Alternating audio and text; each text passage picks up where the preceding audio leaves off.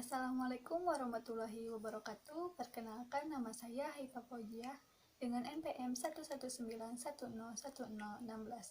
Saya merupakan mahasiswi Prodi Sistem Informasi Fakultas Teknik Universitas Widyatama. Pada kesempatan kali ini, saya akan mempresentasikan hasil dari tugas besar mata kuliah Manajemen Rantai Pasok dan Hubungan Pelanggan. Saya akan memulai presentasi mata kuliah Manajemen Rantai Pasok dan Hubungan Pelanggan.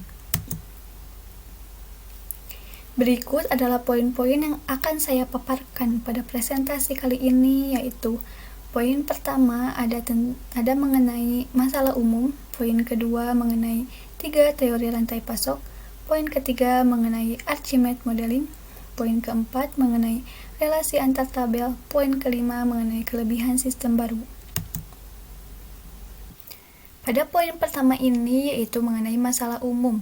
Di sini saya akan menjelaskan mengenai masalah-masalah apa saja yang ada pada divisi supplier. Pada divisi saya yaitu divisi supplier. Berikut adalah poin-poin yang akan saya paparkan. Yang pertama, ada data yang tidak akurat. Proses bisnis yang dilakukan pada perusahaan ini masih dilakukan dengan cara yang manual, sehingga sangat rentan untuk terjadinya duplikasi data atau hilangnya data. Saat mencari data untuk dijadikan sebuah informasi membutuhkan waktu yang lama karena data yang tertumpuk. Data yang tidak akurat ini terjadi karena data yang ada di klien maupun yang ada di perusahaan tidak sesuai. Mungkin karena kesalahan saat menginput data bagian perusahaan ataupun karena tulisan yang tidak terbaca oleh seorang yang menginput di perusahaan. Karena tulisan yang tidak terbaca itu atau kurang jelas atau mungkin terkena tumpahan atau noda membuat tulisan tersebut nampak kurang jelas. Oleh karena itu ini menjadi suatu masalah utama yang ada pada perusahaan. Poin yang kedua yaitu proses pengajuan kerjasama yang cukup lama. Pada permasalahan ini, kerap terjadinya penumpukan proposal sehingga klien yang mengajukan kerjasama tidak mengetahui secara pasti kapan proposal itu akan dikonfirmasi. Kemudian akan didiskusikan mengenai hal-hal yang akan didiskusikan. Karena hal tersebut, perusahaan kerap mengalami pembatalan kerjasama dengan alasan klien telah mendapatkan mitra bisnis lain yang lebih cepat tanggap. Oleh karena itu, pada poin ini perusahaan terkadang mengalami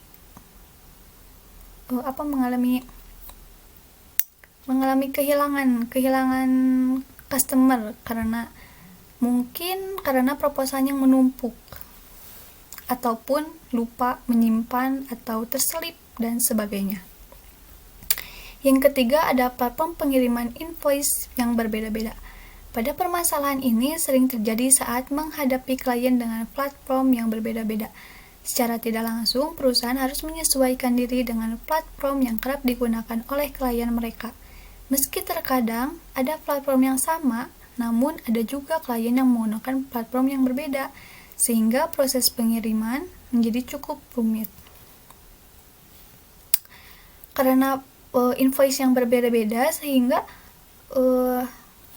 dan perusahaan tidak menyediakan metode atau invoice atau platform yang khusus untuk perusahaan tersebut, sehingga bagian keuangan harus memilah-milah untuk pengiriman invoice sehingga tidak adanya kesalahan. Namun hal ini membutuhkan waktu yang cukup lama dan rumit, sehingga ini menjadi permasalahan ketiga yang ada pada perusahaan.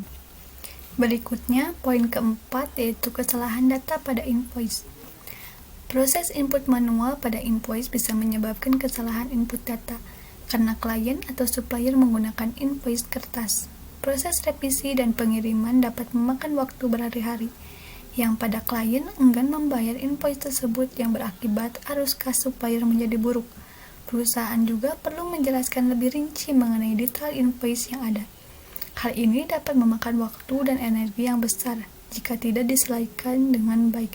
Hal ini dapat menurunkan kredibilitas perusahaan di mata klien. Masih menyambung dengan sebelumnya, karena platform yang berbeda-beda sehingga memakan waktu yang cukup lama dan cukup rumit untuk menyesuaikannya, sehingga sering terjadinya kesalahan data pada invoice. Maka dari itu, karena kesalahan tersebut, banyak klien yang enggan membayar invoice tersebut karena mungkin tidak percaya, sehingga hal tersebut dapat berakibat kepada arus kas yang ada pada supplier. Selanjutnya ada yang terakhir, permasalahan yang kelima yang ada pada perusahaan supplier, yaitu waktu kedatangan yang tidak tepat. Karena perusahaan supplier memiliki peran yang sangat penting terhadap klien, sehingga waktu ini sangat berharga. Jika terjadinya keterlambatan, harus segera dihubungi kepada klien. Namun, data yang berbentuk kertas ini menjadi kendala bagi perusahaan, karena data tertumpuk dan kurang terorganisir.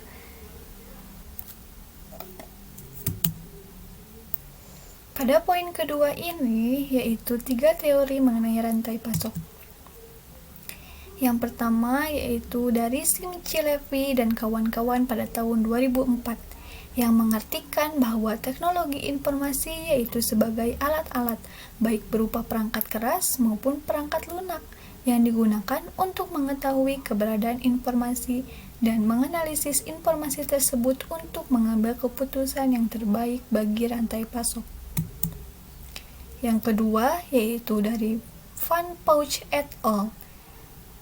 Pada tahun 2019, yang menyatakan bahwa terpenuhinya harapan perusahaan terhadap perusahaan mitranya menjadi ukuran keberhasilan koordinasi dalam rantai pasokan, sehingga kepuasan interrelasi dapat dijadikan alat ukur kinerja rantai pasok yang antara lain mengungkapkan kerjasama dalam memecahkan masalah, sifat fleksibel dalam memenuhi permintaan, usaha bersama dalam menindaklanjuti keadaan yang mendesak, dan senantiasa berupaya memenuhi persyaratan yang diharapkan mitra dalam rantai pasok. Yang ketiga yaitu Chorpa dan Mild pada tahun 2001, yang menyatakan bahwa dalam supply chain management terdapat 4 penggerak driver, yaitu persediaan, transportasi, fasilitas, dan informasi. Dari keempat penggerak tersebut, informasi merupakan penggerak utama. Informasi sangat mempengaruhi ketiga penggerak lainnya. Peranan informasi dalam supply chain management dipengaruhi oleh teknologi informasi yang digunakan. Teknologi informasi ini mempunyai peranan penting dalam mendukung kinerja supply chain management. Mengapa saya memilih 3 teori tersebut untuk mengatasi berbagai masalah yang ada pada perusahaan saya yang telah dipaparkan sebelumnya, yang jika saya ulangi bahwa seluruh permasalahan tersebut yang sebelumnya disebabkan oleh sistem yang digunakan masih secara manual, mulai dari data pemesanan hingga ke data pengiriman. Sistem manual ini masih banyak kekurangannya, sehingga menimbulkan permasalahan dan juga hambatan baik bagi perusahaan maupun klien. Maka dari itu, pada teori yang dikemukakan oleh Van Pouch mengenai mitra bisnis dapat membantu masalah yang ada di perusahaan dengan menerapkan teknologi informasi di dalamnya. Pada proses mitra bisnis ini, proposal yang tidak ada kepastian waktu untuk bertemu dengan klien dapat teratasi dengan waktu jadwal yang disediakan di teknologi informasi berupa website, sehingga klien dapat memilih waktu dan dapat menyesuaikannya. Namun, jika jadwal yang diinginkan telah penuh, maka dapat menyesuaikan dan memilih jadwal yang lainnya.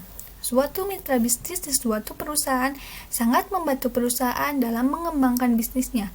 Mitra bisnis menjadi suatu hal yang sangat positif karena saling memberikan feedback antar perusahaan. Selanjutnya, yang dikemukakan oleh Simchi Levy dan Chopra and Meld, keduanya menyatakan bahwa informasi menjadi hal yang paling penting dari semua proses bisnis yang ada di perusahaan. Untuk mendapatkan suatu informasi, maka harus ada data yang lengkap dan jelas. Dengan diterapkannya teknologi informasi dalam perusahaan, maka itu akan sangat membantu dalam pengumpulan data, dan data akan tersusun dengan rapi dan lengkap. Sehingga jika suatu saat data tersebut dibutuhkan, maka tidak akan memerlukan waktu yang lama.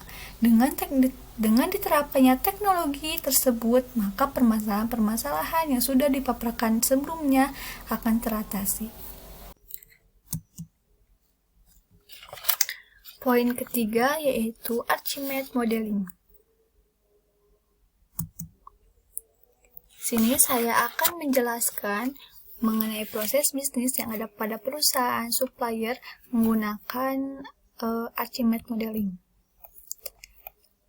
Proses bisnis yang ada pada perusahaan supplier ini memiliki 5 proses bisnis, yaitu yang pertama ada pemesanan pembeli, yang kedua ada pembayaran, yang ketiga ada pengecekan bahan baku, yaitu berupa benang, yang keempat ada produksi benang menuju ke kain, yang terakhir ada pengemasan produk. Pada pemesanan pembeli, terdapat proses surat perjanjian yang ditangani langsung oleh supplier dan klien yang ingin melakukan kontrak kerja. Setelah itu, setelah klien mengisi surat perjanjian dan supplier telah menyetujuinya dan telah berdiskusi di sini, kemudian ditandatangan oleh supplier. Setelah itu, tangan oleh supplier dan juga klien. Setelah itu, setelah perjanjian tersebut, klien mengisi formulir pemesanan dengan keinginan yang diinginkan oleh klien. Setelah itu, pada proses ini selesai, keluarlah dokumen invoice, yaitu untuk membayar DP, membayar 40% terlebih dahulu sebelum produksi dimulai. Jika klien telah membayar invoice tersebut, telah membayar pembayaran pertama tersebut, masuk ke dalam produksi benang menuju kain. Sebelum itu, supplier akan mengecek dulu bahan baku yang tersedia, yaitu supplier akan mengecek benang. Setelah benang masuk ke perusahaan, maka akan dilakukanlah pengecekan benang oleh bagian pengecekan benang dan juga dilihat langsung oleh supplier. Setelah jika benang tersebut dapat diproduksi aman dan bagus, maka masuk ke dalam gudang bahan baku. Jika sudah ada di gudang bahan baku, maka setelah pembayaran ini dilakukan produksi, sebelumnya kita akan mengecek dulu bahan baku yang tersedia. Jika sudah ada dan lengkap, maka dilakukanlah masuk ke proses pertama, yaitu proses benang menuju kain. Itu proses pertamanya adalah warping. Setelah itu sizing. Warping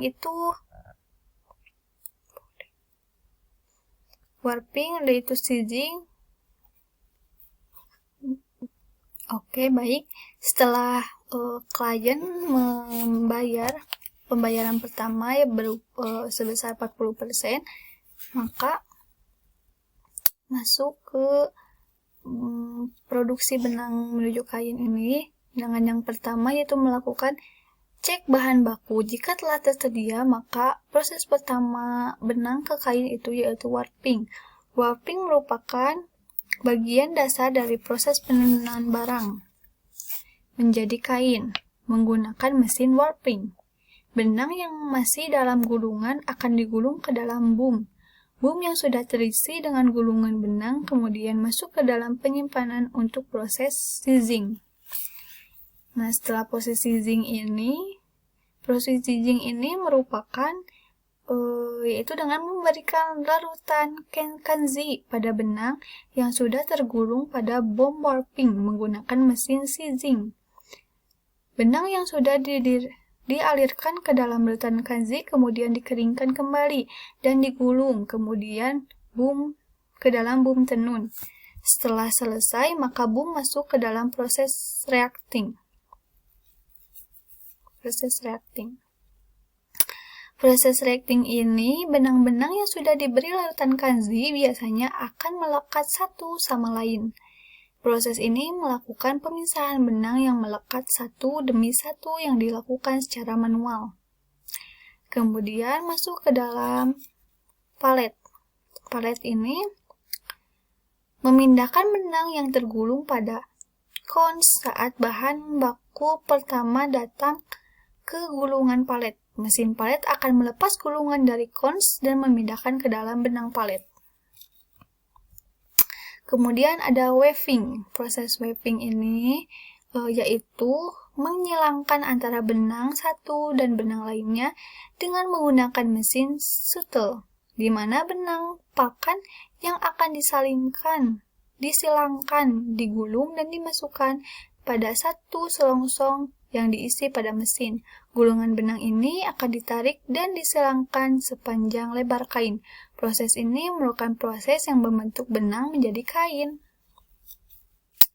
Setelah itu masuk ke dalam pengecekan produk. Pengecekan produk ini ada inspecting. Inspecting merupakan tindakan pengendalian kualitas yang dilakukan oleh perusahaan dengan tujuan untuk meminimkan produk yang rusak. Pada proses ini dilakukan dengan memeriksa dan memperbaiki kain-kain yang dihasilkan supaya layak untuk dijual. Yang terakhir ada folding. Folding adalah proses terakhir yaitu dengan melipat kain. Kain akan diukur panjang dan ditimbang. Setelah produksi benang ke kain ini selesai, maka masuk ke dalam proses pengemasan. Setelah pengemasan dibungkus dengan rapi, kita masukkan dulu ke dalam gudang kain karena waktu pengiriman kepada klien sudah didiskusikan sebelumnya di surat perjanjian, sehingga kita harus mengirimkan sesuai dengan waktu yang telah disepakati. Namun jika ada keterlambatan harus adanya konfirmasi kepada klien. Setelah terkumpul di gudang kain, maka gudang kain lalu dikirimkan ke alamat pembeli dan masuk ke dalam proses pengiriman. Setelah proses pengiriman dan telah diterima oleh klien, dan klien tidak ada komplain atau return barang, maka dilakukanlah pembayaran kedua, yaitu sisa dari pembayaran pertama, yaitu sebesar 60%.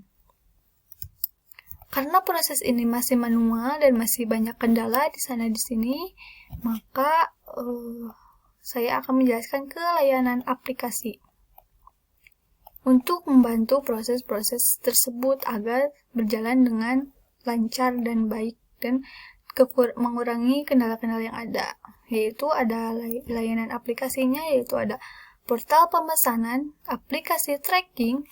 Tracking itu untuk men-tracking pengemasan produk ke portal pemesanan untuk pemesanan pembeli atau klien, mulai dari surat perjanjian, tanda tangan, dan formulir pemesanan.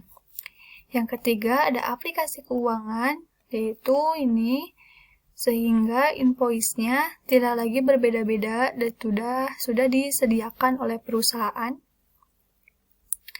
Sehingga klien harus mengikuti arahan dari perusahaan.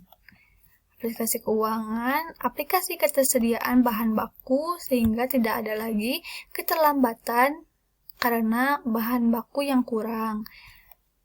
Jika karena ada aplikasi ketersediaan bahan baku, kita akan perusahaan atau klien atau supplier mengecek ketersediaan bahan baku dengan sangat mudah dengan melihat aplikasi tersebut tanpa memakan waktu yang cukup lama. Layer teknologinya, pada website pertama pemesanan ini terdapat basis data supplier yang isinya ada DBMS oleh MySQL, yaitu ada data pemesanan juga data pembeli. Begitu pula dengan aplikasi keuangan maupun aplikasi ketersediaan bahan baku. Aplikasi tracking ini untuk men-tracking proses-proses awal dari produksi, dari pembayaran, konfirmasi pembayaran hingga produksi maupun ke pengiriman oleh pembeli, sehingga pembeli dapat melihat proses pemesanannya sampai mana.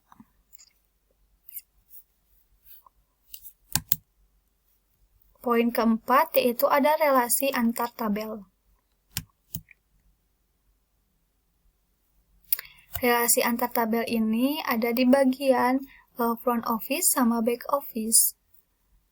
Relasi tabel ini merupakan isi dari database, relasi antar tabel database yang saling berhubungan, yang merupakan front office yang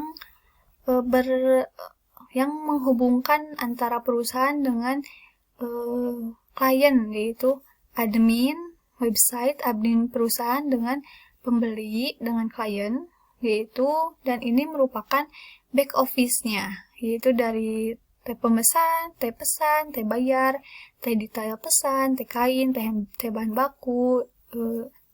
Ini merupakan back office.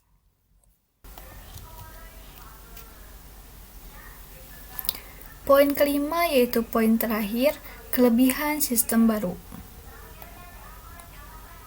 Sistem baru yang diusulkan yaitu teknologi informasi berupa website yang mempunyai kelebihan yang sangat luar biasa, yaitu yang pertama mempermudah komunikasi.